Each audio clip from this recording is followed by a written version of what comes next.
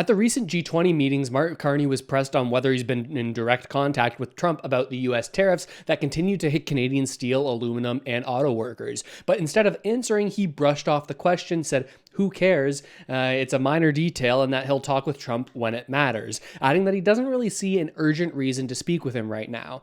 This is in line with Carney's existing position on these trade talks, ostensibly that they weren't a priority until next year's Canada-US-Mexico trade pact renegotiation.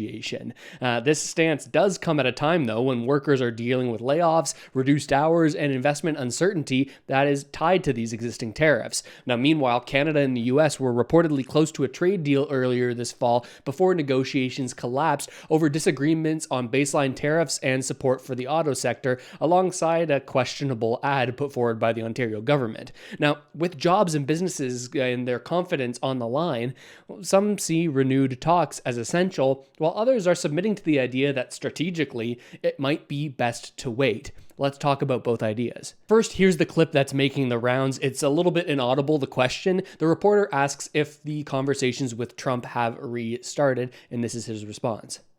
Next question. Who cares? I mean, it's a detail. It's a detail. I spoke to him. I'll speak to him again when it matters, to the president soon. But I don't have a burning issue to speak with the president about right now. When America wants to come back and have the discussions on the trade side, we will have those discussions.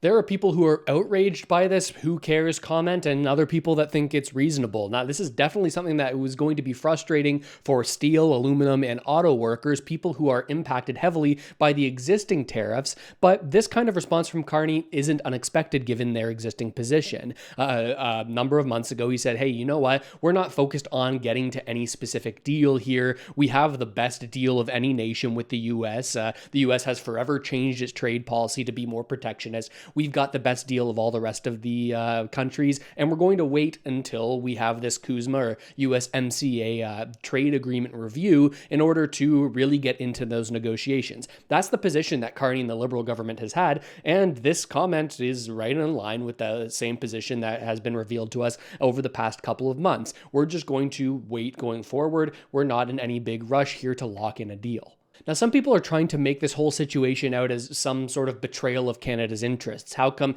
you wouldn't be calling the US at every opportunity to try to alleviate the tariffs on these critical industries? Now, if you watch the channel, you'll know that I'm very critical of Carney on a bunch of different fronts, but in this particular instance, I don't think that this is an entirely unreasonable position to take. There were some reports that we were reaching some sort of a trade agreement here on these critical industries, but that has fallen apart after the Doug Ford, Ontario Reagan ad that was showing Reagan seemingly making comments that were negative on the idea of tariffs. Now, Trump came out and said, "We're going to increase tariffs on everything Canadian by 10%. Now, about a month later, none of that has really come to fruition. So apart from steel, auto, and aluminum, there isn't really any additional pressure on Canada right now in terms of the impact Trump's tariffs are having on the Canadian economy. Now, I think the reason that Carney isn't getting in touch with Trump very frequently is all about leverage and deal and negotiation leverage. What will happen come these new negotiations in the next 6 months to 18 months with the USMCA renegotiation? Now, Poilievre sees things a little bit differently here, saying that in this tweet, or this X post, I guess, asked about trade talks with the US this weekend, Mark Carney said, "Who cares?" He doesn't have a burning issue to speak with the president about right now. He then points out some of the hypocritical nature of this, in that the election that was called and much of his campaign was about fighting against Trump and how extreme this crisis was. He then goes on to say, "Tough luck for the jobless auto, steel, aluminum, lumber workers whose burning issue is paying their mortgages without a paycheck." And he's right. There's very real harm that's happening in these sectors right now. This isn't to diminish that fact. It's happening. It's also, though, fair to say that the U.S. And their shift to protectionism and nationalist priorities is something that seems to be a core belief of the administration. And I'm not sure any country has entirely free trade with the US right now, especially in these national security related critical industries. That's precious metals and development of steel and aluminum, these industries that people are determining to be very important, that your individual nation has control over its own supply chain in those areas. No doubt getting the tariffs off of these industries will be something Canada looks to do in the future, but I personally wonder, does making a short-term deal right now, ahead of these major renegotiations of the trade order between North American countries, the USMCA or CUSMA or whatever Mexico calls it, everyone likes to put their own initial at the front of the name of it, but when these negotiations are coming up so soon, does it make sense to make a deal right now if whatever deal is made in the short term will just be undone and reopened in a year? And let's just be clear, trading with the US is of the most importance to Canada, the utmost importance. I don't think any combination of other partners or becoming our own best customer equates to the existential importance of our relationship with the US. It's always going to be that way, at least in my eyes. That you can argue that Carney should be handling US-Canada policy differently, that he should have worked harder to come to a deal earlier. Those are fair criticisms 100%. But if you look at this through the lens of Carney and his most ardent supporters, he's doing, or at least making the appearance that he's doing exactly what he said he would during the election, and that is diversification, coming together with other countries to announce trade deals. Will those trade deals be impactful, though, is another story. Canada and India have agreed to restart negotiations on some sort of comprehensive economic partnership after there has been very little cooperation between the governments as of late, especially during the end of Prime Minister Justin Trudeau's reign as the head of the Liberal Party. Now, Carney and Modi met at G20, this same event, and they're trying to renew their efforts to come to an agreement on trade. Now, the relationship deteriorated in 2023 when there was the killing of a Khalistani leader inside of Canada, this Khalistani separatist movement that seeks to make an independent state in the north of India. Now, in India, this group is framed as a terrorist group, but in Canada, we allow them to operate within our borders under the framing that this isn't a terrorist organization, but is a legitimate opposition to the Indian government and its actions. Now, different people will look at that in different ways. Now, at the time, Trudeau said that the Indian government was responsible for this killing on Canadian soil, something they would call transnational repression. The Liberal government under Mark Carney has shifted their stance and is instead aiming to expand trade with the Indian government and strengthen investment, and they, in this announcement, say that they're going to double their bilateral trade by 2030, saying that they're going to start new negotiations and that this is part of Canada's broader push to diversify trade relationships beyond just the United States. And they're doing the same thing with the United Arab Emirates, a billion-dollar project in Canada to expand critical minerals processing capacity, and $70 billion in investment pledged from the UAE, covering sectors in Canada like AI, logistics, and mining. It seems like the United Arab Emirates are going to invest heavily in Canada, at least per this announcement, and also saying that there's going to be an investment pact signed in the future and more trade negotiations to increase trade between the two nations. This is despite allegations of human rights abuses against the UAE and its connection to violence in the Sudan civil war.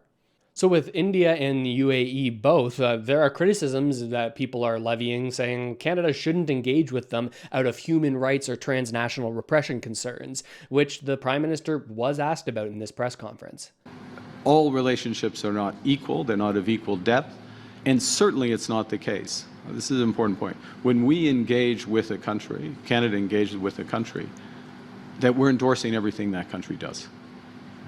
The two do not follow. We calibrate our relationship, but it's not an endorsement of everything that happens in the country, nor vice versa from those countries to us.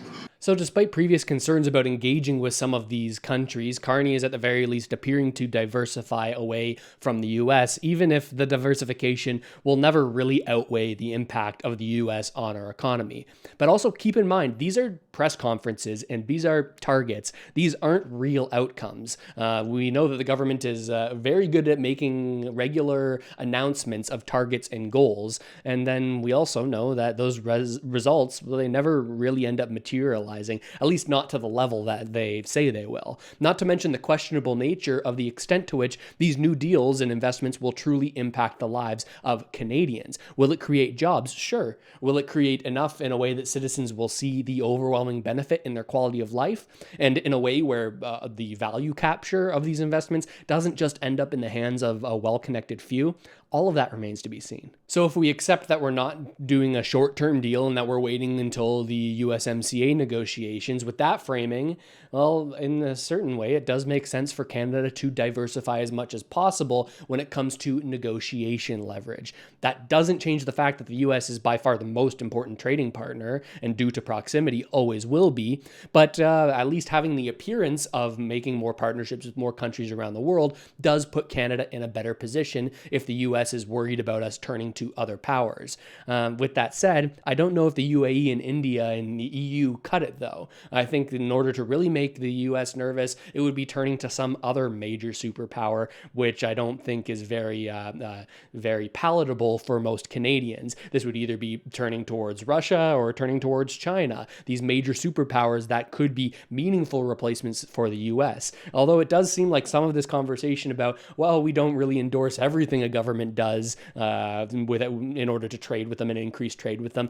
that does seem like a setup for further connections with China, at least in the way that I'm reading it. But this question about, well, when are you going to talk to Donald Trump again? Well, it does bring up an uncomfortable truth that many Canadians don't want to hear. Our Canadian politics, well, we often pay close attention to the US. The reverse isn't the case. I don't think that there's a lot of Americans thinking too heavily about Canada, nor do I think the US administration is putting too much attention towards Canada, especially with this sort of year-long pause until we renegotiate the trade agreements between us, the US, and Mexico. There's more important things in the US government's mind right now, bigger issues on their plate, things to handle in their country and amidst their own political coalition. We just have this vote on releasing the Epstein files that has overwhelmingly passed. How is that going to be handled? How are they going to clean up those documents before they put them out? And not to mention the friction within the Republican base, the splitting of the MAGA coalition, largely along the lines on what their stance is on Israel and the issues between the connection of the Israeli government and the US government. All that to say, I don't think Trump's mind is on Canada or is on Carney or a 10% tariff here, a 10% tariff there. It's not top of mind given all the existential things that are going on in the States right now. But it does leave me with one question about all of this and these trade agreements with the UAE and India, as well as the future trade agreements with the US. And that's the lens that I want to see everything through. Will this make life better for Canadian people? Not some abstract Canadian economy idea. Will it make GDP numbers go up or direct foreign investment go up? These things that can translate to quality of life, but don't always do so. Will these changes make direct and noticeable changes to the quality and ease of life for Canadian citizens? That's what I care about. These days, I want to frame everything through that lens. How does this help to increase wages relative to the cost of living in Canada? Now, perhaps these long-term new partnerships will do that, maybe, and perhaps even just the appearance of having these external options, these external deals outside the US, maybe that will help us get a slightly better deal when the CUSMA negotiations come around, which admittedly could meaningfully impact wages in Canada. But if people don't start to see wage increases relative to the cost of living, cost of things like goods and services and housing, well, we're going to keep having the same level of discontent amongst Canada's working and middle class, especially amongst those in the 20 to 40-year-old demographic that are increasingly saying, hey, I've done everything right here. I've worked as hard as my parents have, but I have a fraction of what they had achieved at this age. I don't think unless we see some major changes here that this honeymoon period where Carney's getting a little bit of leeway, I don't think that's going to last unless people see actual changes in their daily lives, in their ease of living. It's reasonable to question if the United Arab Emirates investing in Canadian AI will result in a ton of jobs and increasing wages and labor competition. I don't really know that that is what's going to happen from that. And there aren't really any details on exactly what this India trade talk could result in. It's just an announcement. If we increase our exports and imports bilaterally, well, what is the end impact on Canadian citizens? Do we really see goods manufacturing increase? Maybe. If it really translates into enough demand coming from India for us to expand manufacturing in Canada, I mean, here's hoping it means more job creation and that businesses will have to compete to hire that labor domestically, driving up wages and quality of life. I think that should be the government's end goal here. I think it's the only way out of the biggest challenges that the country faces today. And I think it remains to be seen on if these decisions will result in those outcomes. But I'm curious what you think about all of this. Leave me a comment in the comment section. What have I gotten right here? What have I gotten wrong? What have I missed entirely? I'm trying to piece this stuff all together just like you are. So let me know what you think about all of this. And subscribe to the channel if you haven't already done so. But with all of that said, thanks so much for watching, everybody. I really hope this video helps you out at least a little bit, and I'll see you next time.